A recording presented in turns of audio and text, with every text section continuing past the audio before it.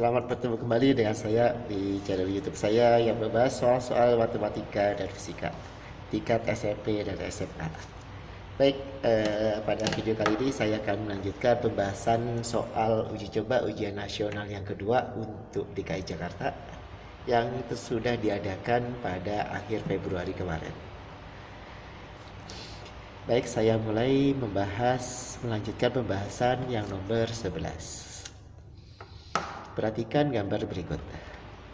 Beban ditarik ke posisi P, kemudian dilepaskan sehingga beban bergerak dari P ke Q, ke R, ke Q dalam waktu 1/2 detik.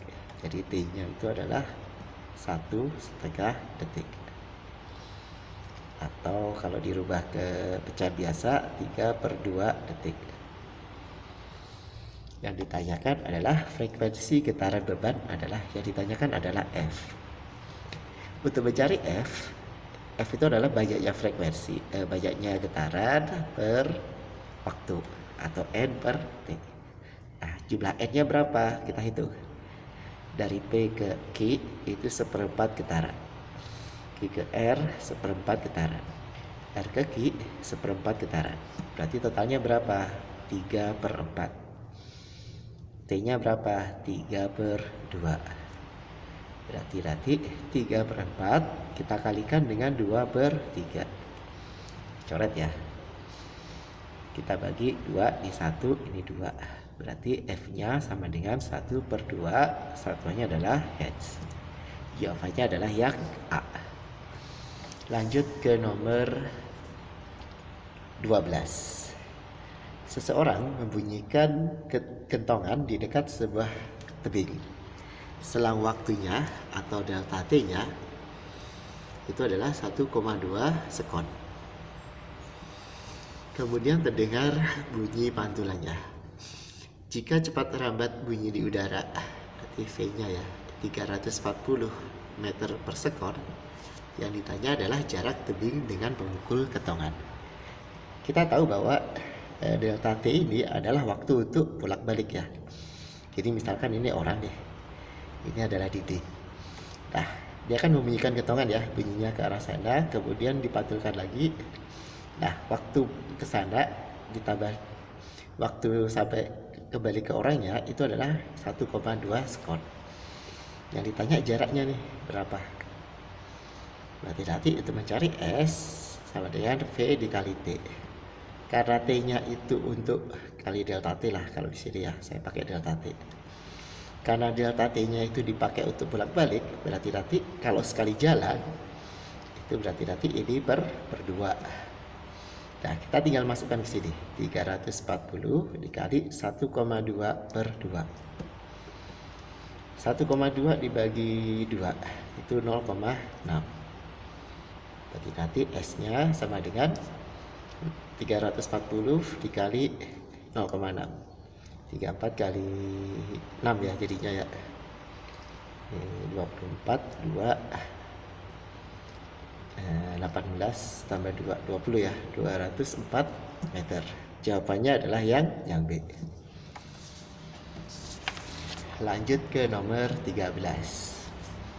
Gambar berikut menampilkan benda yang berada di sebuah cermin cekung. Apabila benda digeser 7 cm mendekati cermin, yang ditanya adalah sifat bayangan. Nah, kita lihat. Ini adalah nilai-nilai yang diketahui. Yang pertama adalah S, kemudian yang ini adalah S aksen atau jarak benda. Nah, kita cari F-nya ya, Nah, untuk mencari F, maka kita pakai rumus cepat aja ya. S kali S aksen per S ditambah S aksen. Kita masukkan ke rumus cepatnya. Kita tinggal masukkan ya. F nanti sama dengan S-nya berapa? 12. S aksennya 24. Per 12 ditambah 24. F-nya sama dengan 12 dikali 24 per 36. Ini 36 bagi 12 3 ya. Berarti nanti F-nya sama dengan 24/3 atau sama dengan 8. Berarti nanti F-nya dia adalah 8 cm. Nah, jarak mula-mula itu adalah 12 cm. Nah, sekarang bendanya digeser 7 cm mendekati cermin. Kalau mendekati cermin berarti arahnya ke sana. Berarti nanti dia sekarang jaraknya berapa? Kalau digeser 7 cm, ya, berarti sekarang jaraknya adalah 5 cm dari cermin. Berarti nanti S-nya sekarang menjadi 5 cm. Dah. Berarti S-nya ada di. Jadi kalau saya biasa ngajarkan ke anak-anak ya. Ini F, ini R. Ini ruang 1, ruang 2, ruang 3. Yang di belakang adalah ruang 4. Ruang di mana benda berada. Jadi ruang di mana benda berada ditambah ruang di mana ini benda ya. Ruang di mana bayangan berada itu kalau dijumlahkan harus 5. Nah, kalau digeser ke mendekati cermin berarti kan jaraknya kan 5 cm. Artinya dia lebih kecil dari F ya. Kalau lebih kecil dari F berarti letaknya di ruang 1. Bendanya di ruang 1. Berarti bayangannya di mana? Agar jumlahnya 5 berarti bayangannya harus di ruang 4. Ruang 4 letaknya di mana? Di belakang cermin. Nah, kalau di belakang cermin, ya, kalau di belakang cermin berarti nanti bayangannya bersifat maya. Berarti ini salah nih, yang bersifat nyata. Nah, karena dia bersifat maya dan jatuhnya di belakang, maka dia tegak. Ya, tegak diperbesar. Jawabannya adalah yang D. Kemudian yang nomor 14. Perhatikan gambar. Cacat mata dan lensa kacamata yang digunakan agar bayangan jatuh tepat di retina. Ini adalah rabun jauh ya. Ini adalah cacat mata rabun jauh atau miopi. Jadi kalau miopi itu bayangan jatuh di depan retina. Berarti yang ini salah. Nah, untuk rabun jauh dia ditolong pakai kacamata negatif. Nah, lensanya berarti yang kedua. Berarti miopi lensa kedua. Nah, jawabannya adalah yang D. Lanjut ke nomor 15. Dalam sebuah kegiatan presentasi, seorang peserta didik mendemonstrasikan kegiatannya di depan kelas dengan menggosokkan dua bahan tak sejenis, yaitu bahan A dan bahan B. Dalam peristiwa penggosokan bahan A dengan bahan B diperoleh hasil bahwa bahan A menjadi bermuatan negatif. Yang terjadi adalah kalau A-nya negatif berarti dia menerima elektron. Ya, kita lihat yang kehilangan elektron berarti salah.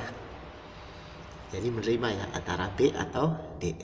Nah, karena A-nya menerima elektron berarti B-nya itu kehilangan elektron. Ya, ini betul juga ya. Nah, karena B-nya kehilangan elektron berarti dia bersifat positif. Nah, jawabannya adalah yang B.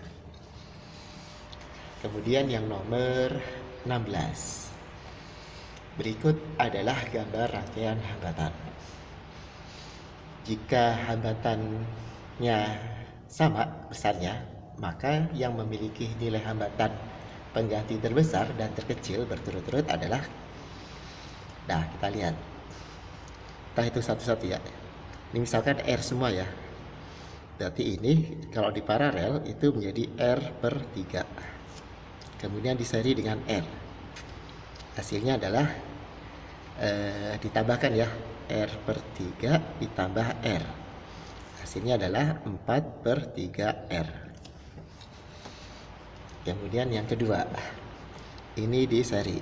Diseri itu jadinya 2R. Kemudian diparalel dengan R. Berarti nanti ini 1/R ditambah 1/2R. Nanti yang ini 2 ditambah 1/2R ya. Berarti nanti yang ini kalau di paralelnya, hasil paralelnya adalah 2/3R. Nah, 2/3 R hasil dari paralelnya ini ditambah dengan R. Nah, ditambah dengan R yang ini ya. Berarti hasilnya adalah 5/3 R.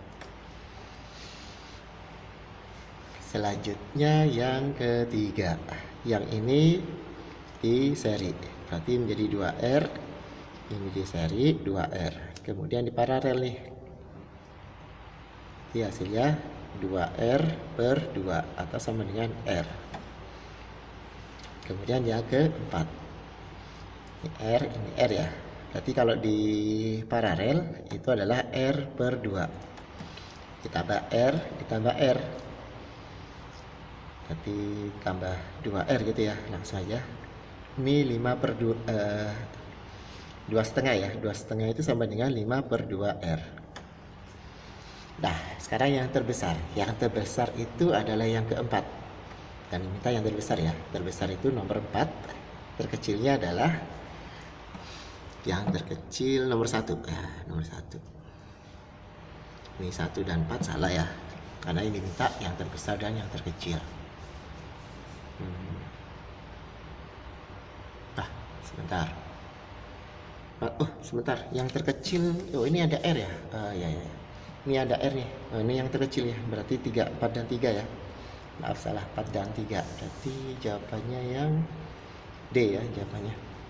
Nah, ini 4 dan 3 ya, jawabannya yang D. Kemudian yang nomor 17. Perhatikan gambar rangkaian listrik. Daya pada lampu jika tegangan dinaikkan menjadi 2 kali dari semula adalah. Nah, kita hitung salah satu aja ya, gak usah dua-duanya. Kita pakai P/V kuadrat. Nah, kita pakai rumus ini. Nah, berarti nanti P1 per V1 kuadrat sama dengan P2/V2 kuadrat. P1 nya itu yang 10 watt, jadi kita pakai yang salah satunya aja, gak usah dua-duanya. Nah, kemudian V1 itu adalah 12 volt, V2 nya kan dijadikan 2 kali, berarti 24 volt. Yang ditanya adalah P2. Nah, kita tinggal masukkan ke persamaan ini. P1 10 per 12 kuadrat sama dengan P2 nya dicari per 24 kuadrat. Saya pindahkan ke sana ya, sehingga nanti P2 nya sama dengan ini pindah ke sana menjadi kali ya. Nah, seperti ini kali 10 nih, maaf ya, ini habis ya. Sebentar, saya ambil pulpen yang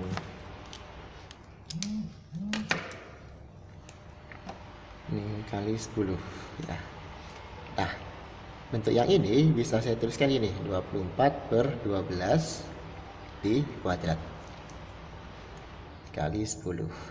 24 bagi 2, 24 bagi 12 2 ya, berarti 2 kuadrat 4 kali 10 40 watt. Jadi jawabannya yang A.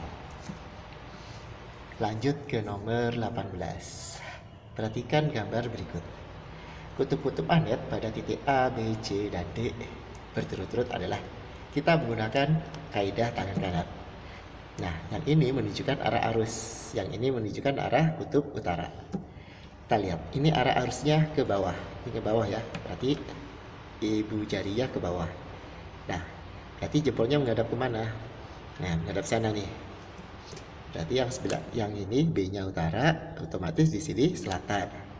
Karena di sini utara, maka ini menjadi kutub selatan, ini menjadi kutub utara. Kita cari SU. Salah. SU. Nah, jawabannya adalah yang B. Lanjut ke nomor 19.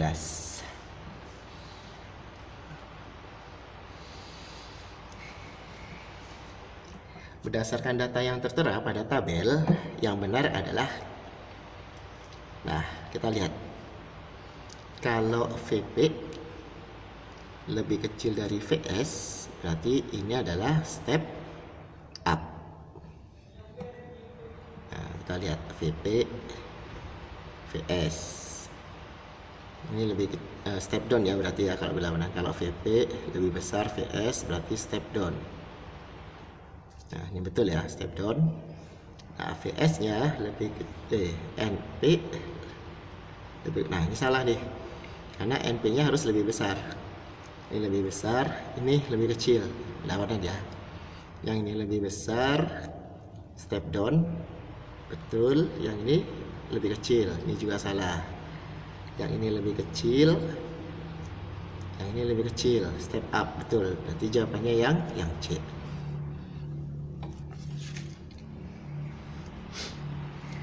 Oh, tapi ini juga sama ya. Ini. Nah, kita tinggal bandingkan nih. Nah, sebentar. Kita bandingkan ya. 300 per 1000, 15.000 ya. Apakah sama dengan 1200 per 60.000? Ini coret nolnya, coret 2 ya. Ini 50 ya. Coret 2. Nah, ini benar. Oh, berarti yang benar yang ini ya, yang D. Yang C-nya salah ya. Jadi harus sama ya perbandingannya. Lanjut ke nomor terakhir ya, nomor 20 yang akan saya bahas. Perhatikan pernyataan-pernyataan berikut. 1, 2, 3, 4, 5. Ada 5 ya. Pernyataan yang merupakan akibat dari revolusi bumi. Ke-1, terjadi perubahan rotasi bintang. Betul. Kemudian terjadi perbedaan lama siang dan malam. Betul. Terjadi perbedaan waktu. Salah. Pergantian musim. Betul. Berarti 1, 2, 4. 1, 2, 4. Jawabannya yang B.